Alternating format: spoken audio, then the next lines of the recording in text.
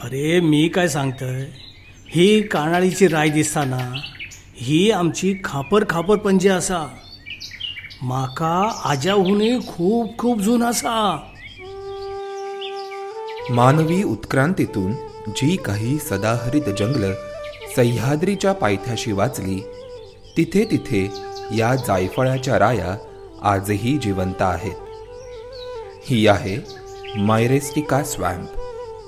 1400 लाख वर्षांपूर्वी तयार झालेली दुर्मिळ वनाची परिसंस्था.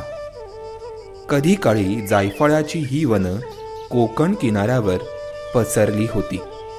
मात्र आता हे दुर्मिळ जंगल केवळ दोडामार्ग तालुक्यातील हेवाळे आणि बांबर्डे गावाच्या सीमेलगतच तग धरून राहिलंय. मायरिस्टिका स्वॅम्प म्हणजे फ्रेश वॉटर स्वॅम्प किंवा आपलं जे फ्रेश वॉटर ज्याला म्हणतो आपण, त्याच्यामध्ये वाढणाऱ्या वनस्पती. या वनस्पती इतर वनस्पतीपेक्षा वेगळ्या आहेत आणि सर्व मायरिस्टिका स्वॅम्प जे आहेत आपल्या पश्चिम घाटातले, त्याच्यामध्ये असणारे जे असोसिएशन आहे प्लांटचे, ते युनिक आहे, जगामध्ये युनिक आहे. आणि अशी मायरिस्टिका स्वॅम्प ही जगाच्या पाठीवर फक्त पश्चिम घाटातच मिळतात. अगदी अलीकडेपर्यंत पश्चिम घाटात केरळ, कर्नाटक आणि गोवा या 3 राज्यातच या वनाच्या अस्तित्वाची नोंद होती. पण 2018 साली गायत्री श्रीधरन आणि मल्हार इंदुलकर या तरुण अभ्यासकांनी सिंधुदुर्ग जिल्ह्यातून जायफळाच्या वनाची पहिल्यांदा नोंद केली. स्थानिक भाषेत जायफळाच्या या राईला कान्हाळाची राई म्हणतात. या राईच्या अस्तित्वाच्या केंद्रस्थानी आहेत ते म्हणजे 12माही पाण्याचे झरे. 4 महिने पावसाचे पाणी स्पंजसारखे शोषून इथली दलदल वर्षभर पोटातले नितळ पाणी घेऊन अविरत वाहत असते. 2 एकरावर पसरलेल्या या देवराईत मायरेस्टिका कुळातील काही वैशिष्ट्यपूर्ण झाडं पाहायला मिळतात. मायरिस्टिका मॅग्निफिका याला सर्व बाजूनी असे आधार लावल्यासारखे रूट आहेत, आधार लावल्यासारखे. बरं, हे रूट का डेव्हलप झाले, इतर प्लांटमध्ये का झाले नाहीत? त्याचं कारण असं की त्या चिखलामध्ये ज्यावेळेला एखाद्या झाडाला स्ट्रेट उभं राहायचं असतंय, ज्यावेळेला वारं येतं, वारंमोड येते, त्यावेळेला त्याला सर्व बाजूनी सपोर्ट देऊन त्याला उभं केलं जातं आणि म्हणून तशी रूट त्याच्यात डेव्हलप झाली. ही छोटीशी गोष्ट नाही, याच्यामध्ये अनेक जीन्स ज्याला म्हणतो, गुणसूत्र, याच्यामध्ये बदल होऊन ही प्रजात तयार झाली, मायरिस्टिका मॅग्निफिका. आता दुसरं जे आहे जिम्नॅक्रॅन्थेरा कॅनरी, हा सुद्धा इंडॅमिक स्पेसिस आहे आपल्या पश्चिम घाटात आणि मायरिस्टिका स्वॅम्पमध्येच मिळतो. तर याच्यामध्ये तुम्ही जर पाहिलं की ज्यावेळेला दलदलीचं रान असतंय, त्या दलदलीच्या रानामध्ये हवा जी लागते रूट ग्रोथ होण्यासाठी खाली, जमिनीच्या खाली, कारण जेवढं झाड वर दिसतं जमिनीच्या, तेवढीच त्याची रूट सिस्टीम जमिनीत असते आणि या रूटना हवा मिळत नाही. त्यामुळं जिम्नॅक्रॅन्थेरा कॅनरिका याचं जे रूट आहे ते वर येतं, परत खाली जातं, परत वर येतं, परत खाली जातं. तुम्ही जर ते झाड नुसतं ते रूट पाहिले तरी तुम्ही सांगू शकता की हे जिम्नॅक्रॅन्थेरा कॅनरी आहे. आणि या रूटवर ब्रिथिंग, याला ब्रिथिंग रूट्स म्हणतात, त्याच्यावर लेंटिसेल असतात, त्याच्यातून ते हवा घेतं, ते खाली जाते आणि त्यामुळं रूट ग्रोथ होते. ऑक्सिजन मिळाल्याशिवाय रूट ग्रोथ होऊ शकत नाही. या दलदलीत एकूण 44 प्रजातींच्या वनस्पती आढळतात. त्यातील 12 वनस्पती या भारताला प्रदेशनिष्ठ आहेत.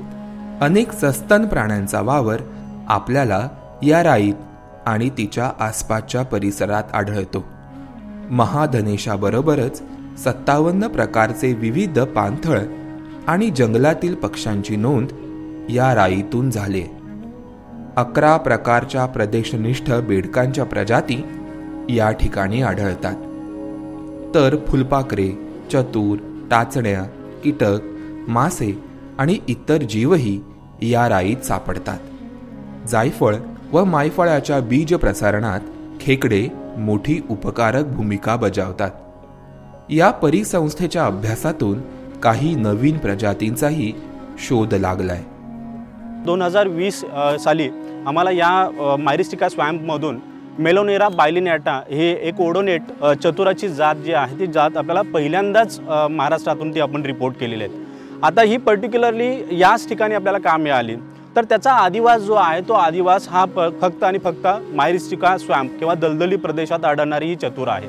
बहुतांश जायफळांच्या रायांना कुठल्याही प्रकारचे कायदेशीर संरक्षण नाही, पण हेवाळे बांबर्डे येथील कान्हाळ्याच्या राईला वन विभागाच्या आग्रहामुळे राज्य जैवविविधता वारसा स्थळ हे नामांकन मिळाले. हेवाळे बांबर्डेमधील लोक या राईतील जायफळ किंवा मायफळांचा मसाला म्हणून वापर करत नाहीत. तसंच लाकूड सरपण म्हणूनही ते वापरले जात नाहीत. मात्र दरवर्षी गावकऱ्यांकडून या देवराईतील एक झाड होळीसाठी तोडण्यात येतं.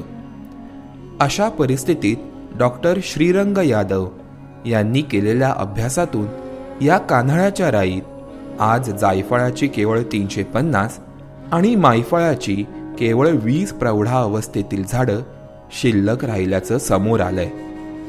होळीसाठी निवडलेल्या झाडांची एकीकडे दरवर्षी तोड होत असताना ती वाढवण्याचे कुठलेही ठोस प्रयत्न होताना दिसत नाहीत. जिथं दलदल तिथं भात लावायचा, तिथं नारळाची शेती, सुपाराची शेती खूप चांगली होती. म्हणजे गेल्या 100 वर्षापूर्वी कुणी सर्वे केला नव्हता मायरिस्टिका स्वॅम्पचा. किती मायरिस्टिका स्वॅम्प ॲग्रिकल्चर लँडमध्ये डेव्हलप केले हे फक्त फक्त परमेश्वरालाच माहीत म्हटलं तरी चालेल. प्राणवायू नसलेल्या दलदलीत अस्तित्व टिकून ठेवणारी ही वनराजी दलदलीच्या अत्यंत नाजूक परिसंस्थेचा आधार आहे. सर्व बाबतीत उपयुक्तता शोधणाऱ्या मानवाला मसाला सोडून फारसे काही व्यावसायिक परतावा न देणाऱ्या या जायफळाच्या राईचं महत्त्व प्रथमदर्शी जाणवणार नाही. ते जाणून घेतल्यास हवेतील कार्बन साठवण्याची सर्वात जास्त क्षमता असणाऱ्या जायफळाच्या या राईचं महत्त्व त्यांच्या ध्यानात येईल.